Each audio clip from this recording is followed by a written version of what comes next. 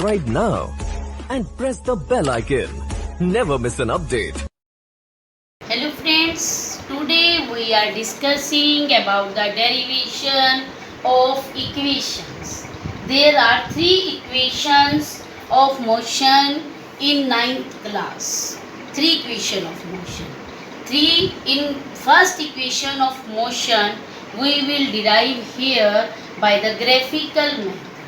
ठीक है, हमारे पास जो फर्स्ट इक्वेशन है that is also known as the velocity time relation. जो हमारी फर्स्ट इक्वेशन ऑफ मोशन है उसे हम वेलोसिटी टाइम रिलेशन भी कहते हैं. This is the first equation of motion v is equal to u plus a t. You have to derive how it formula come here, how this equation came. Equation कैसे आई, ठीक है. तो हम graphical method से हम उसको derive करके दिखाएंगे आपको कि ये कैसे फर्स्ट इक्वेशन आई हमारे पास. First of all you will draw graph for each equation. हर इक्वेशन में सबसे पहले आप ग्राफ ड्रॉ करोगे और हर इक्वेशन में जो ग्राफ बनाओगे आप वो वेलोसिटी टाइम ग्राफ बनाओगे. वेलोसिटी टाइम ग्राफ बनाओगे क्योंकि in each equation we need acceleration.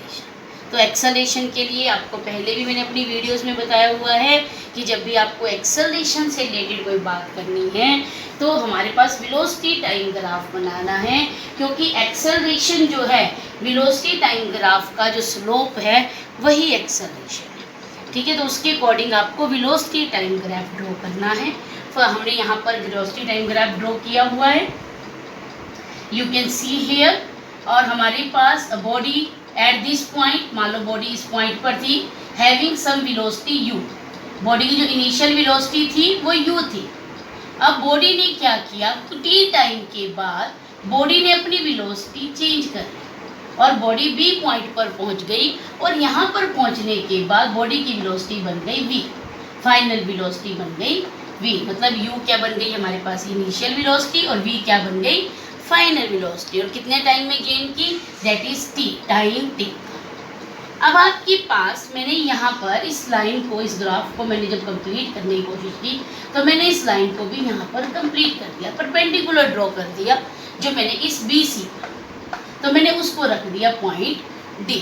क्योंकि आपने पीछे भी वीडियोस में पढ़ा था कि ये हमारे पास दो बन सकते हैं, ट्राइंगल और एक रेक्टेंगल, दो का सम बन सकता है दिस पोर्शन.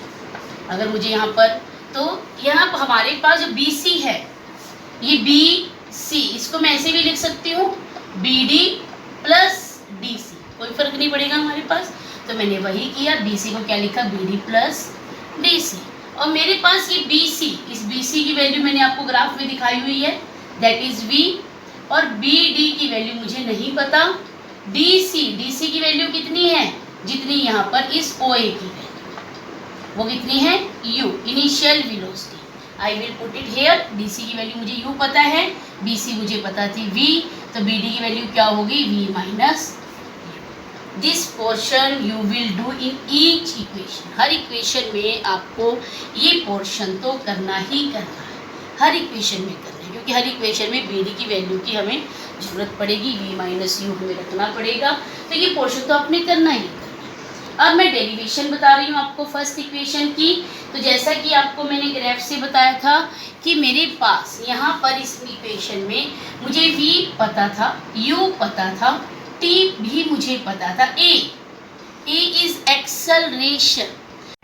अब ये एक्सेलरेशन क्या है, वेलोसिटी टाइम ग्राफ में आपको लास्ट वीडियोस में बताया हुआ है कि एक्सेलरेशन कैसे फाइंड आउट कर सकते हैं. स्लोप ऑफ दिस लाइन, इस लाइन का जो स्लोप होगा वेलोसिटी टाइम ग्राफ में, इस लाइन AB का जो स्लोप होगा वो हमारे पास होगा एक्सेलरेशन. एक्सेलरेशन मीन्स क्या है, A. अब इस लाइन का स्लोप का मतलब क्या है हमारे पास, चेंज इन वेलोसिटी, मतलब perpendicular divided by base. Slope निकालने का फॉर्मूला था हमारे पास perpendicular divided by base. Perpendicular मतलब BD और बेस मतलब AD. तो BD क्या है मेरे पास, बॉडी की वेलोसिटी इस D पॉइंट तक u थी और यहाँ पर पहुंचकर बन गई v, मतलब चेंज इन वेलोसिटी. और टाइम टेकन AD क्या है, टाइम टेकन t. तो मैंने यहाँ वैल्यूज पुट कर दी इसकी BD की वैल्यू आपने वैसे भी यहाँ पर फाइंड आउट की है, तो v माइनस u, और टाइम टेकन क्या था, t.